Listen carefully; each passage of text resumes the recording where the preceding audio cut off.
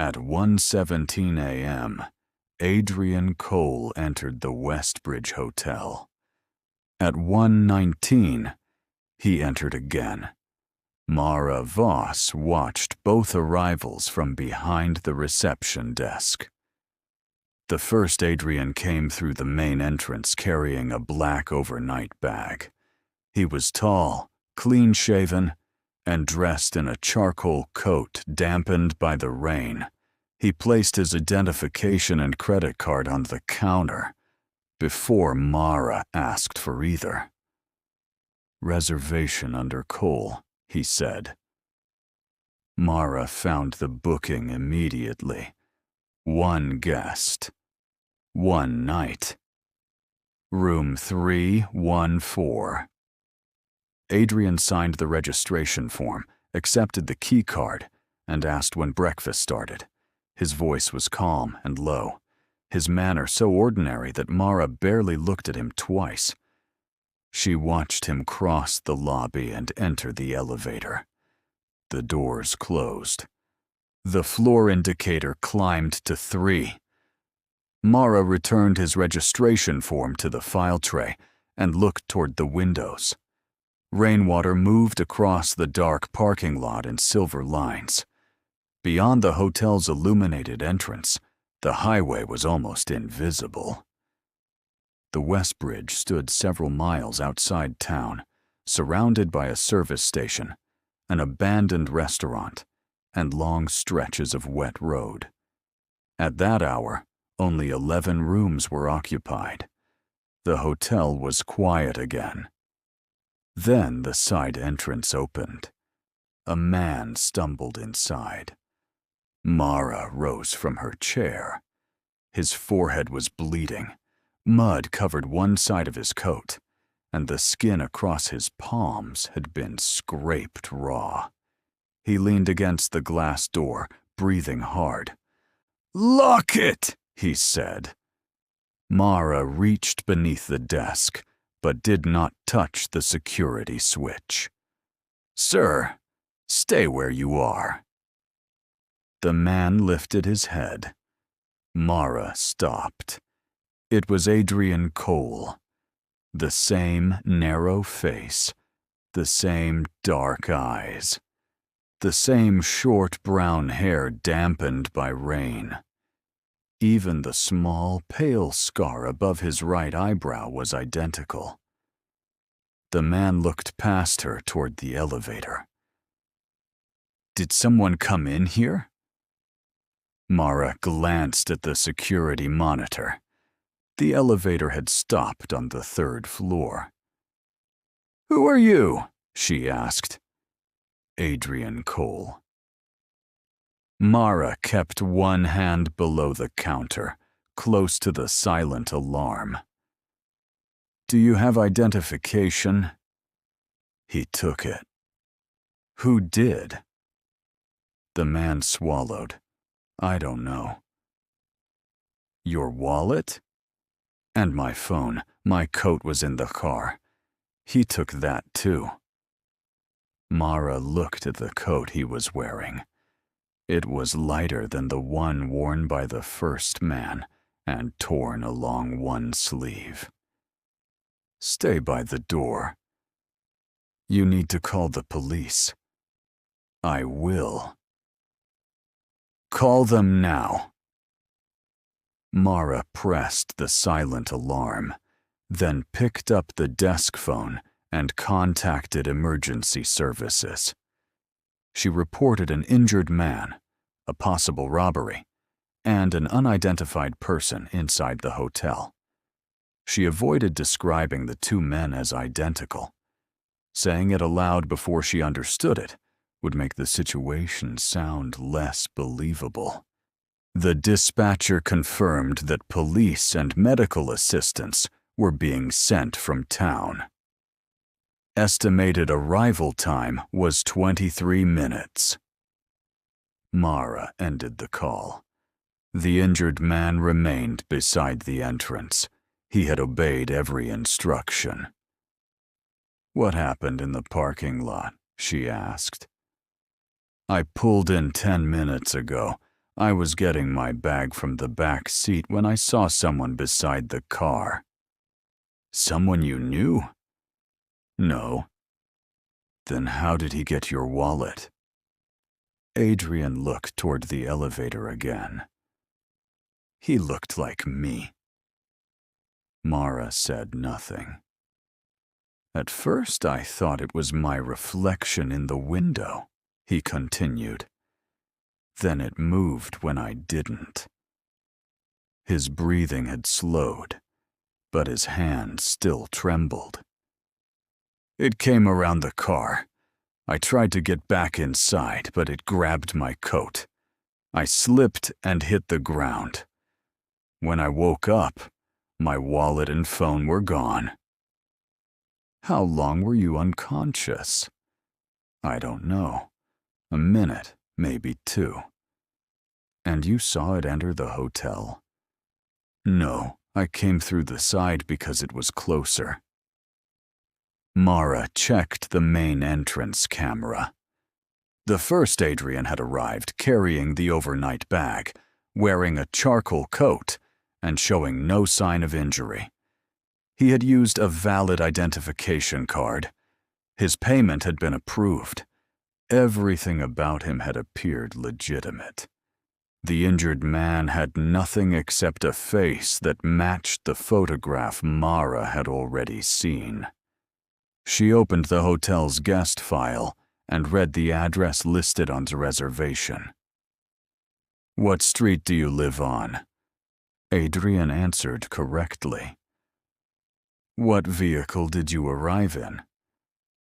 A gray sedan. Plate ends in 841. That also matched the booking notes. Mara stopped asking questions. If the man upstairs could hear them through the lobby cameras or Adrian's stolen phone, every answer might help him. Come behind the desk, she said. Adrian hesitated. Why? There's a staff office. The door locks from the outside and the inside. You're locking me in? I'm keeping both of you apart until the police arrive. He looked toward the elevator once more, then nodded. Mara led him into the small office behind reception. It had no windows and only one door. She gave him the first aid box, removed the key card from the inner wall reader, and closed the door. Don't open this for anyone except me or the police. What if he sounds like you? Mara held his gaze. I won't ask you to open it. I have the key. She locked the door mechanically. Then she returned to the security monitors. The third-floor corridor appeared empty. Room 314 stood near the far end. Its electronic lock showed that the door had opened once at 1:19 and had not opened since. The first Adrian was still inside. Mara accessed the exterior cameras. The parking lot view showed Adrian's gray sedan near the side of the building.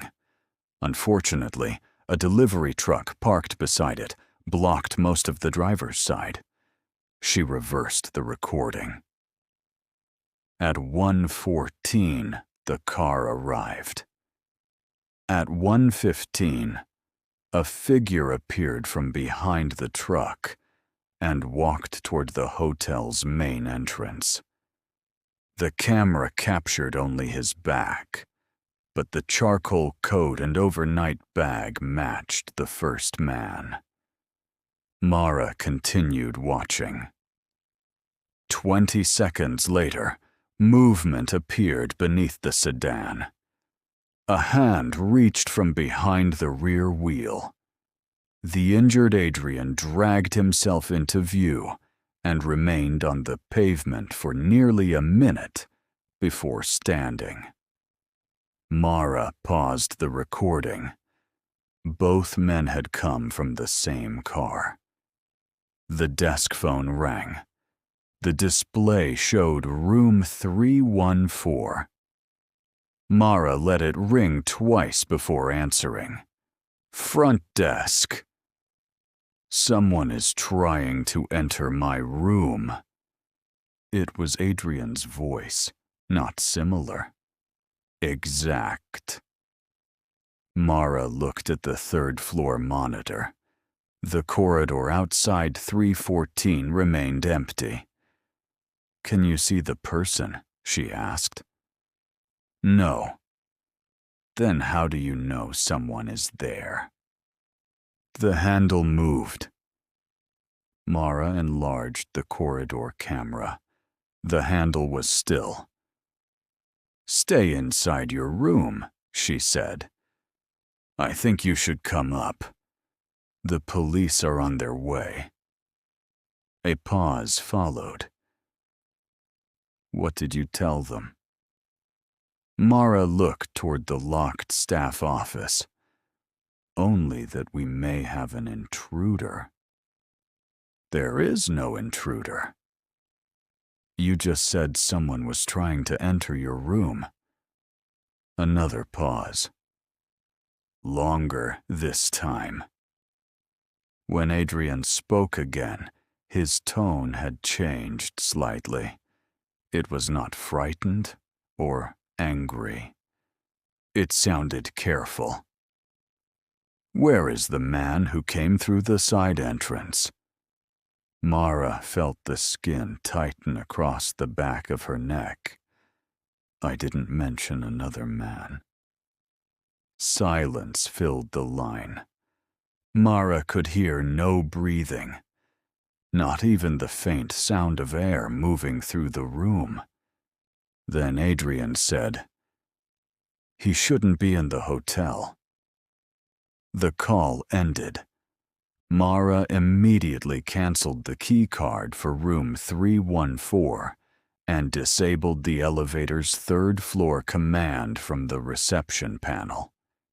She called Lewis, the hotel's overnight security officer, who slept in a small room beside the basement office.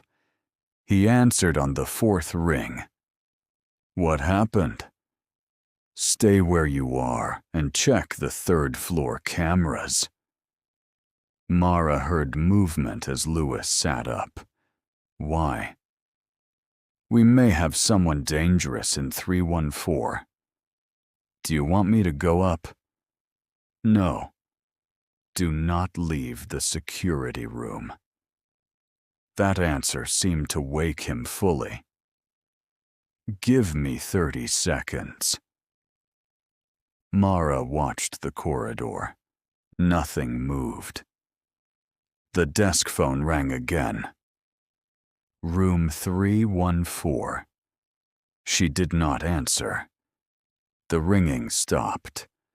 A moment later, the staff office phone began ringing behind her. Mara turned. That line had no external number. Calls could only be transferred through reception or made from another hotel room. The injured Adrian knocked once from inside the office. Mara, don't answer it. I wasn't going to. The ringing stopped. Lewis came back on the line. Third floor is empty. Check the recording from the last 5 minutes. I'm looking now. Mara watched room 314. The door opened. Only a few inches. No one stepped into the corridor. The door remained open for several seconds before slowly closing again. Did you see that? Mara asked. I saw it. Can you access the stairwell camera? Switching now. The stairwell was empty. So he's still in the room, Lewis said. Mara looked at the electronic lock report. The room door had opened, but the system had not registered a key card, interior handle, or emergency release. According to the lock, the door had never moved. The third-floor camera flickered. A pair of black shoes appeared at the top edge of the image. Mara leaned toward the monitor.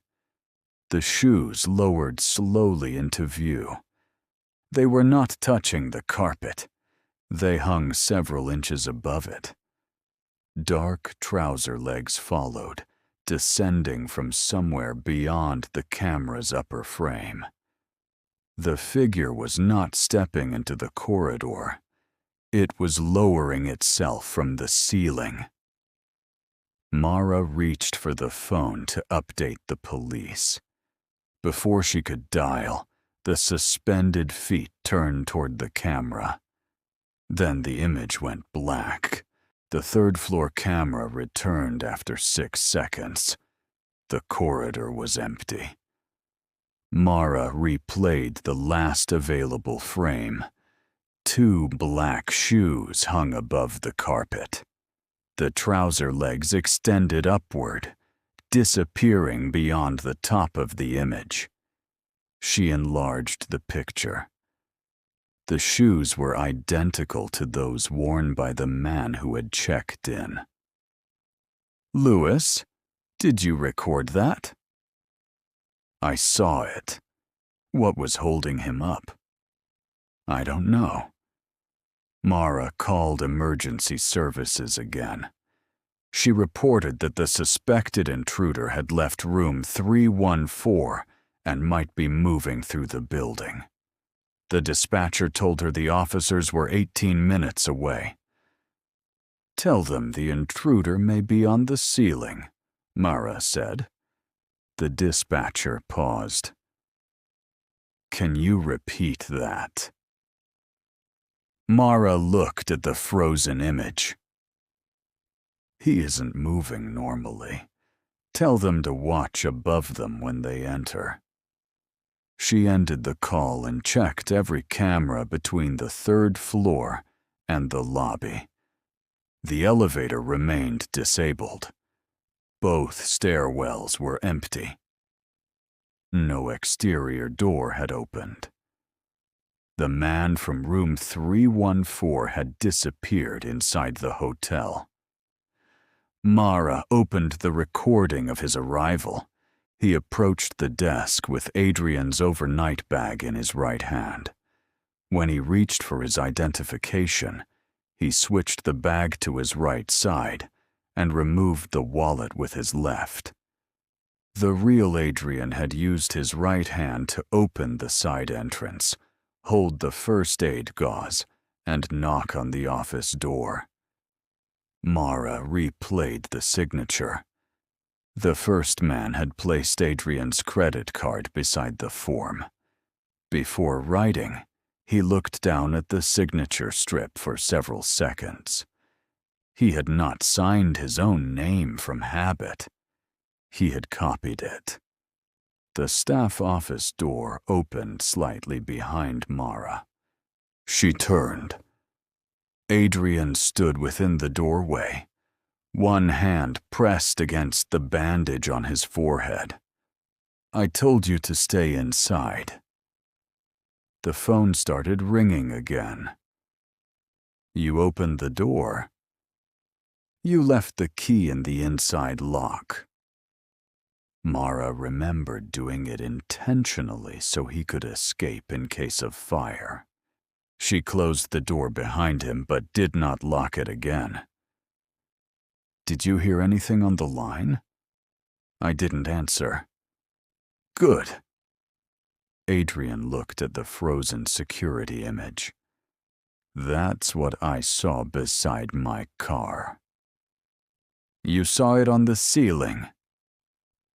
"No. It was standing like me." He moved closer to the monitor. When it came around the car, its legs were wrong, only for a second. Then they changed. How? There was another joint below the knee. Mara glanced toward the lobby ceiling. You said it grabbed your coat. Adrian nodded. How long did it hold you? A few seconds. Did it touch your face? No. It tried. He raised one scraped hand. I pushed it away. Its fingers reached from my forehead to the back of my neck.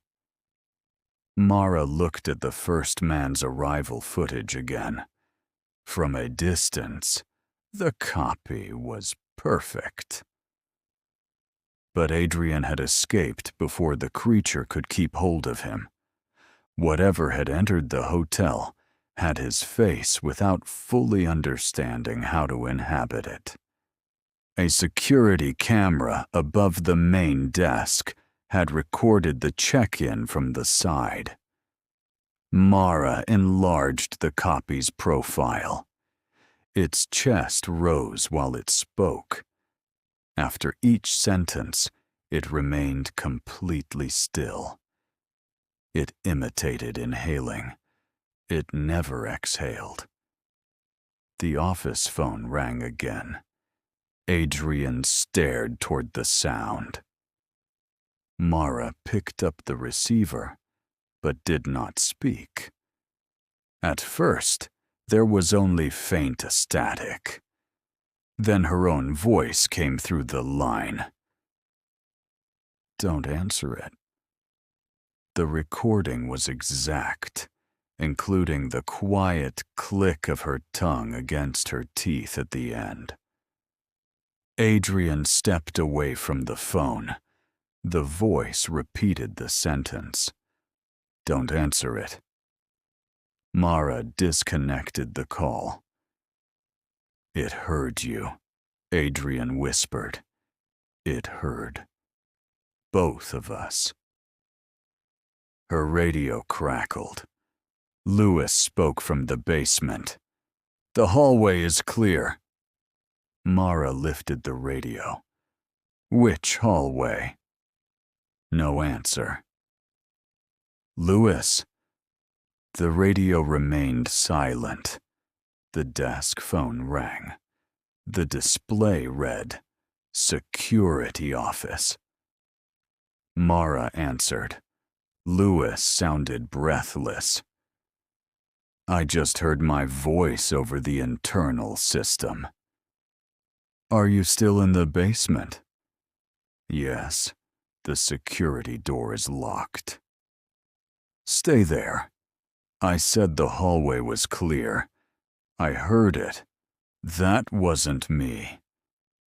The lobby lights dimmed. Every electronic lock indicator on Mara's panel changed from green to amber. A warning appeared. Fire system pre-alarm. 3rd floor. Mara checked the fire panel. A smoke detector near room 314 had activated, but the camera showed no smoke.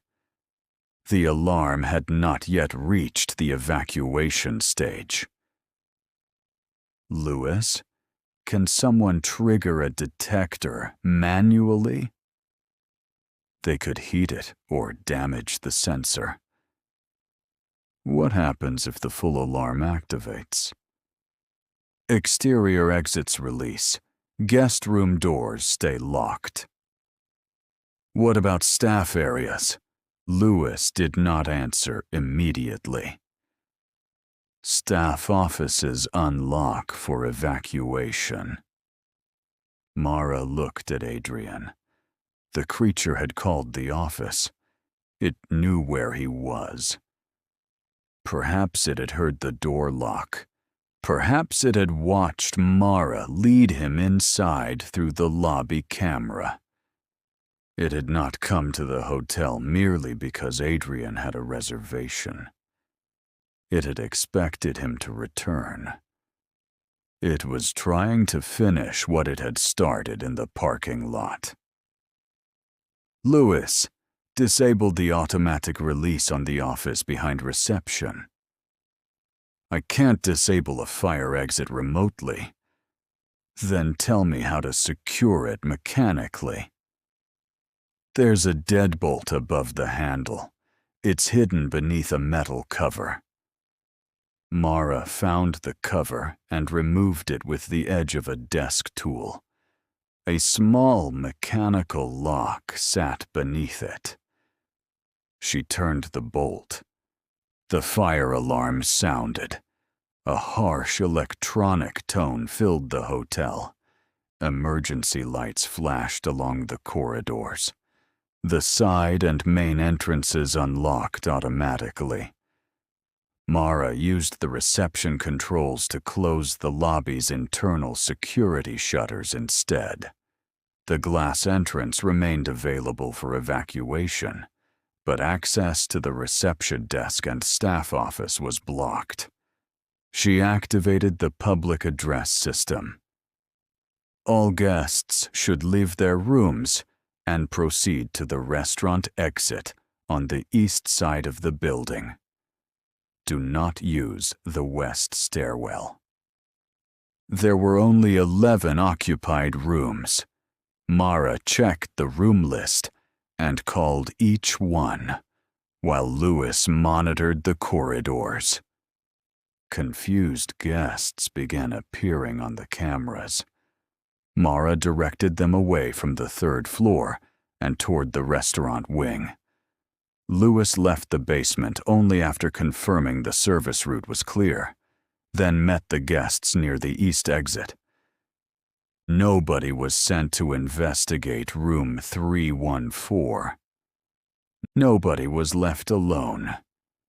Within 4 minutes, Lewis confirmed that every registered guest except Adrian had reached the restaurant. The third-floor camera remained black. The west stairwell feed flickered. Mara saw the fire door at the top, landing open. A polished black shoe entered the frame, then another. The copy stepped onto the first stair. For a moment it looked completely human. Adrian's face. Adrian's stolen coat. Adrian's overnight bag still hanging from one hand. It descended 2 steps. Then it stopped. Its head tilted toward the camera. The face remained still, while the neck turned farther than the shoulders allowed. A shallow line appeared beneath its jaw. The line spread from one ear to the other. Mara watched the lower half of Adrian's face separate slightly from the upper half, as if the skin had been attached along the wrong seam. The creature placed one hand against each wall. Its fingers lengthened until they reached the opposite surfaces. The human legs folded beneath the coat. A second joint opened below each knee. The creature lifted itself away from the stairs.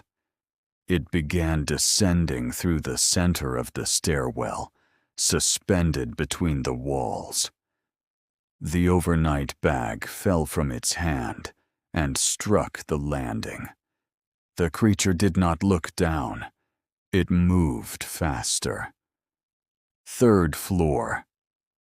2nd floor. 1st floor. Straight toward the lobby. Mara backed away from the monitor. Behind her, Adrian's stolen phone began ringing inside the bag on the stairwell landing. The creature stopped. Its head turned upward. From the phone speaker came a recorded message in Adrian's own voice. "You have reached Adrian Cole. Leave a message." The creature listened until the recording ended. Then it opened the split beneath its jaw and repeated the message perfectly. Mara understood what it was doing. It was not remembering Adrian. It was still learning him. Mara muted every telephone in the lobby. She switched off the public address microphone and told Lewis to stop using names over the radio. The creature did not know Adrian's life. It knew only what it had heard, what it had seen, and what it had taken from his wallet and phone. Every conversation was teaching it how to become him. The west stairwell camera lost the creature between the first floor and the lobby. Mara checked the corridor feeds. Nothing appeared. The fire alarm continued pulsing through the hotel. Red emergency lights flashed across the reception walls. Adrian stood behind the lowered security shutter. If it wants me, we should leave.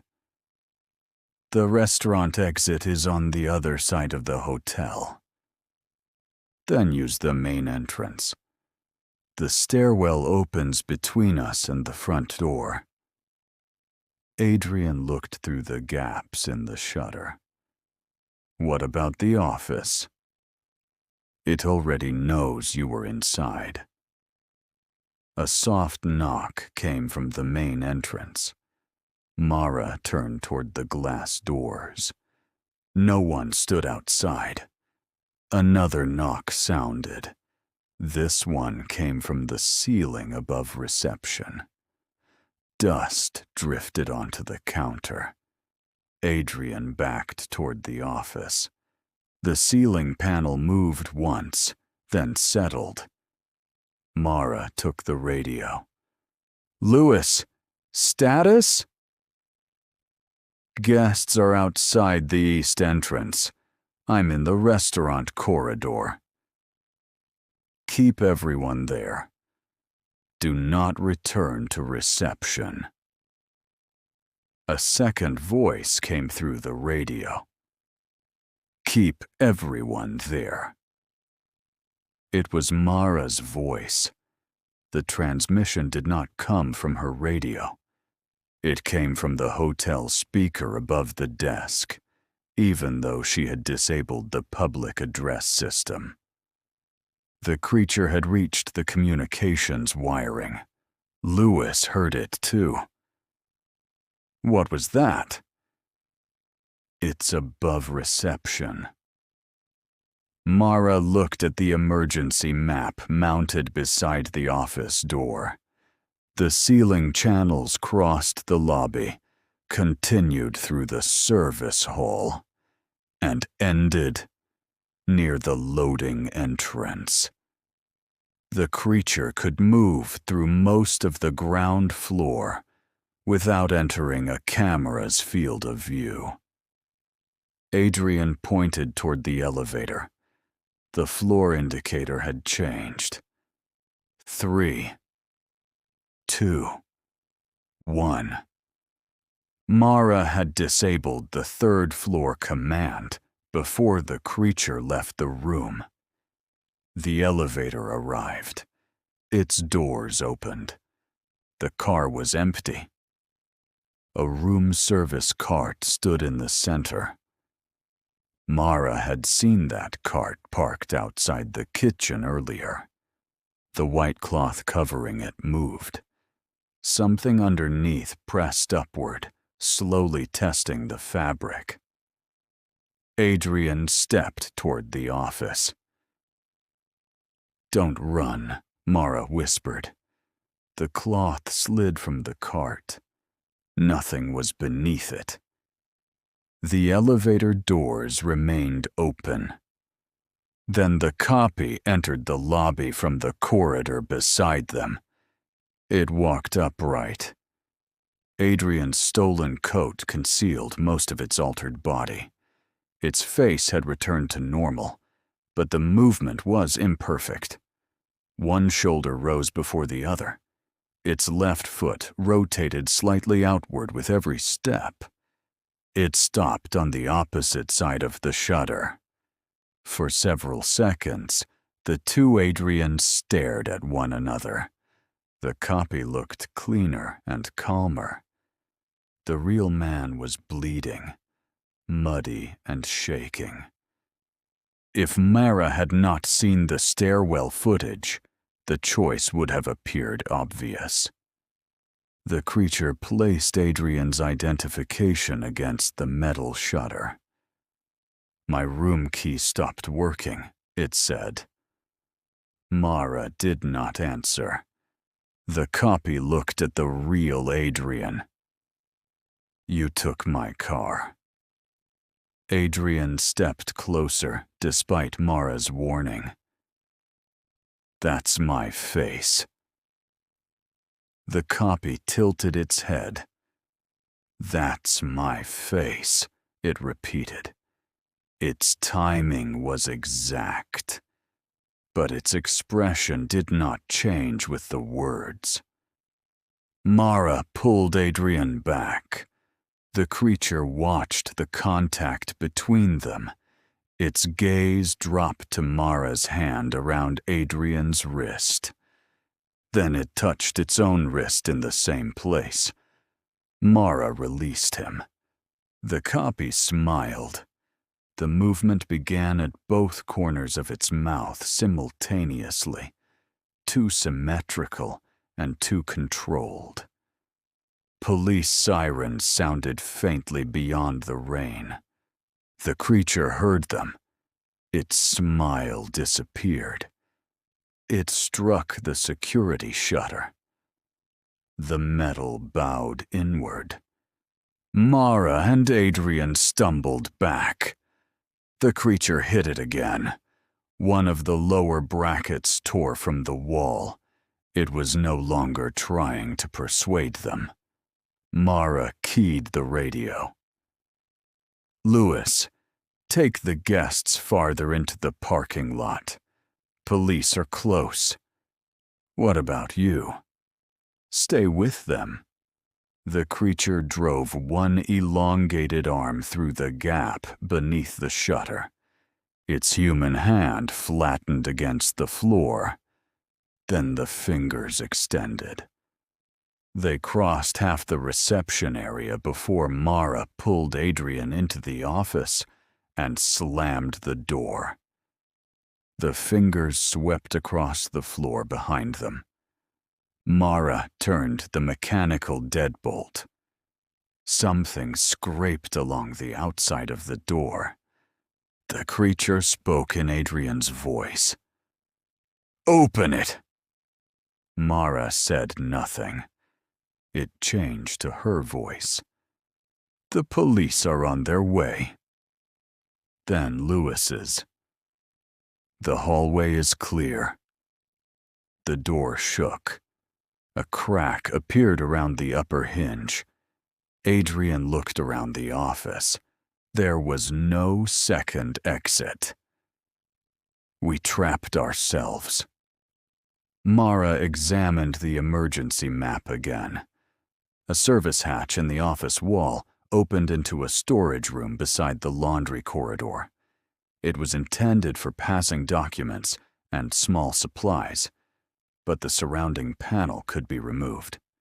She pulled open a cabinet and found the hatch. It was narrow. Adrian could fit if he removed his coat.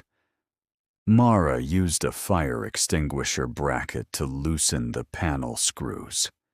The office door bent inward another inch. Adrian pushed himself through the opening first. Mara followed, dragging the panel back into place behind her. They entered the storage room. The creature broke through the office door seconds later. Mara heard it search the room. Drawers opened. The telephone receiver lifted. Adrian's voice came through the storage room intercom. "Mara." She disconnected the speaker wire. They left through the laundry corridor and reached the kitchen. Lewis stood behind the restaurant's fire door, visible through its wired glass window. Mara opened it. I told you to stay outside. The police blocked the east entrance. They're moving the guests now. How long? 2 minutes. A heavy impact sounded inside the wall behind them. Lewis looked toward the kitchen. What is it? A predator wearing him. Mara pointed at Adrian. Lewis stared between the real man and the corridor. How do we stop it? Mara looked through the loading area window. Beyond the kitchen was a short delivery passage enclosed by 2 fire doors. One opened toward the hotel. The other led to the ambulance and loading entrance. Above the passage, the freight elevator shared a vertical shaft with the service corridor. Its cabin could be controlled manually from the kitchen panel. The creature was strong enough to break an office door. But in the stairwell, it had supported its body by pressing its limbs against surrounding surfaces. Take those surfaces away, and it would fall. Mara explained the plan. Adrian shook his head. You're using me to bring it there. No, it never sees you. Then what draws it in? Mara looked at his stolen phone, now visible on the hotel's internal device network. The phone was still connected to room 314's wireless system. She could activate its accessibility speaker remotely from the desk controls. Mara selected the device.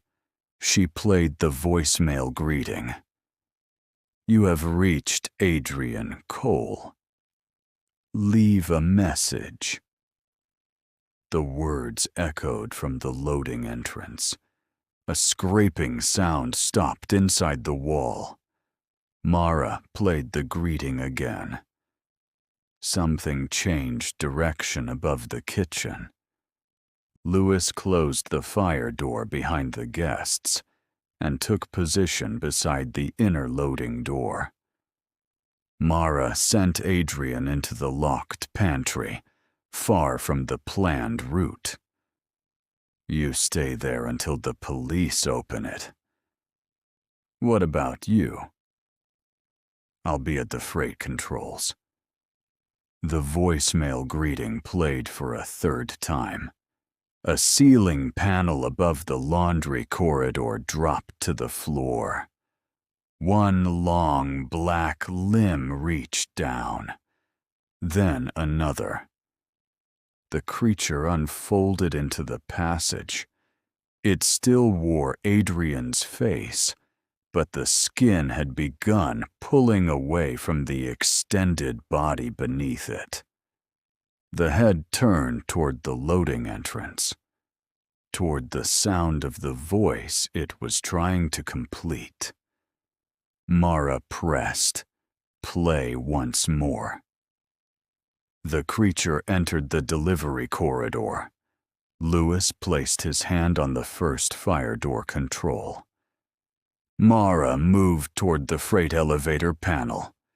The copy stopped halfway inside the trap. Its head rotated toward the kitchen window. It looked directly at Mara. Then it spoke in her voice.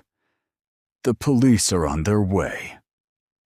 The first fire door began to close. The inner fire door closed behind the creature.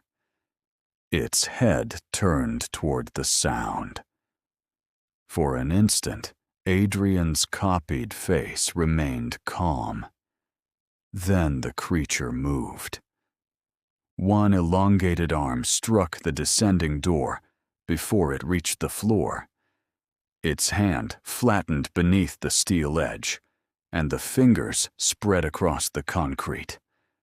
The door stopped 6 inches above the ground. Lewis held the control. It's blocking the track. Keep pressure on it, Mara said. The motor strained. The creature's copied skin pulled tight across its shoulders. Beneath the charcoal coat, the human shape widened. A second pair of joints unfolded from its back. The coat split along the seams. The creature pushed against the door. Steel groaned. On the opposite end of the passage, the exterior fire door remained closed. The creature was trapped between them, but the delivery corridor offered enough space for it to brace itself against the walls. Mara activated Adrian's voicemail again. "You have reached Adrian Cole. Leave a message." The phone lay on the floor near the loading entrance. The creature looked toward it. Its vertical jaw seam opened. "You have reached Adrian Cole," it repeated. Lewis increased pressure on the fire door. The trapped hand bent sideways. None of its fingers broke. Instead, each joint rotated until the limb lay flat beneath the steel. The creature was changing its structure to fit the space. Mara reached the freight elevator controls. The elevator shaft formed part of the right wall of the loading corridor. Its steel cage was currently level with the ground floor, providing the creature with another surface against which it could support its body. Mara inserted the emergency key and switched the elevator to manual operation. The creature heard the mechanism engage. Its copied face turned toward her. The mouth moved. "Mara!" It used Adrian's voice. She kept one hand on the controls. "Mara, please." The word sounded frightened now.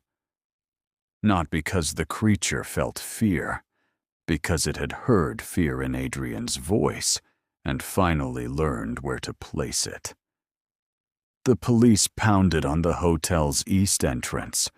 Lewis lifted his radio. "Loading area. We have it contained in the loading area." The creature slammed its free arm into the wired glass kitchen window. The first impact cracked it. The second sent fragments across the floor. One black limb entered the kitchen. It extended farther than Mara had seen before, passing over counters and equipment, while its body remained inside the delivery corridor. Lewis released the fire door control and pulled Mara aside. The door rose several inches. The creature's trapped hand slipped free. It drove itself upward. Adrian's human shape collapsed.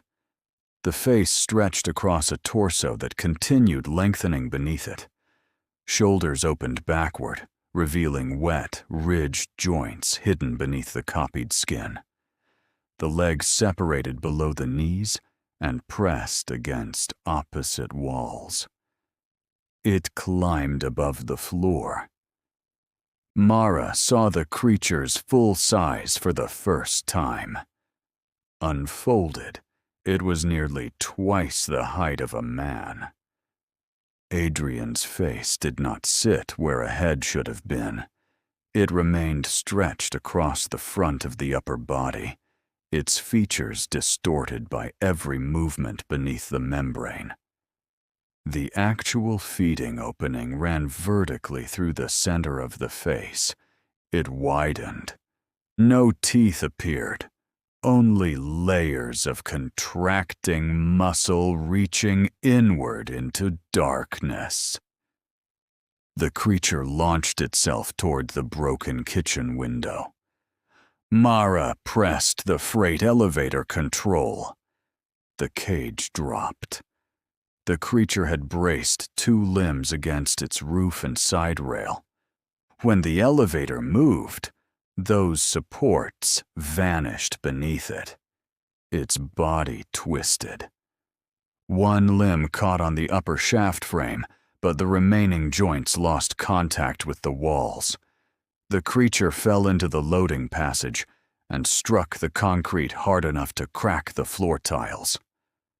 Lewis hit the fire door control again. The inner steel door descended. The creature rolled beneath it. 1 long arm crossed the threshold. The door struck the limb and stopped. The creature pulled itself forward. Mara saw Adrian's copied face dragging across the floor toward her. Its mouth opened. This time, the voice was her own. "Open the door." Lewis grabbed a metal loading hook from the wall and forced the limb backward.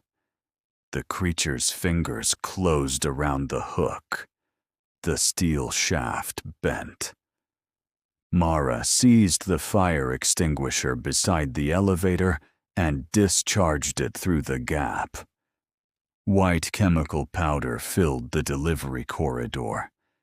The creature recoiled from the sudden pressure and loss of visibility. Its arm withdrew. The fire door slammed shut. Lewis engaged the mechanical lock. Something struck the other side immediately. The entire frame shook. Mara ran to the exterior fire door control and confirmed it was locked. The creature remained sealed inside the short passage. It hit the inner door again. Then the outer one. The impacts alternated, testing each barrier.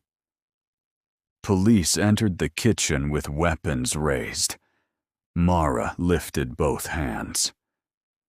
It's between the fire doors. One officer looked through the wired glass panel. "What is that?" The creature stood in the chemical haze. Most of Adrian's copied skin had torn away from its limbs. The remaining face hung across its chest, still moving. It pressed both hands against the glass. Adrian's voice came through the door. "I'm the guest. They locked me in here." The officers looked at Mara. "The real Adrian is in the pantry," she said. "Do not open either door." The creature changed voices. Lewis. "Mara trapped me." Then Mara. "I'm the guest." Then the dispatcher who had answered the emergency call. "Police and medical assistants are on the way." The voices began overlapping.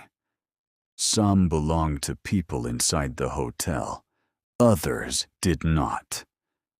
A woman sobbed. A man begged to be released. A child called for his father. The creature had carried those voices before arriving at the West Bridge.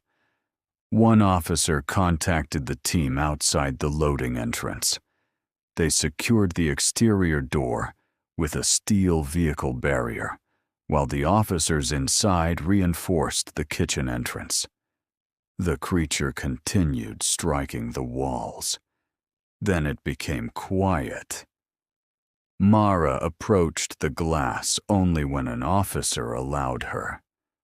The loading passage appeared empty. White powder covered the floor. The creature was no longer between the doors.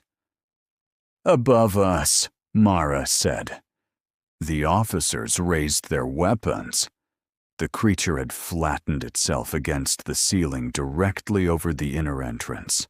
Its limbs were folded so tightly around its body that it resembled a mass of black cables. The fire door buckled. The top track tore loose. The creature pushed its head through the opening. An officer fired. The first shot struck one of its arms. The second entered the center of Adrian's copied face. The human membrane split.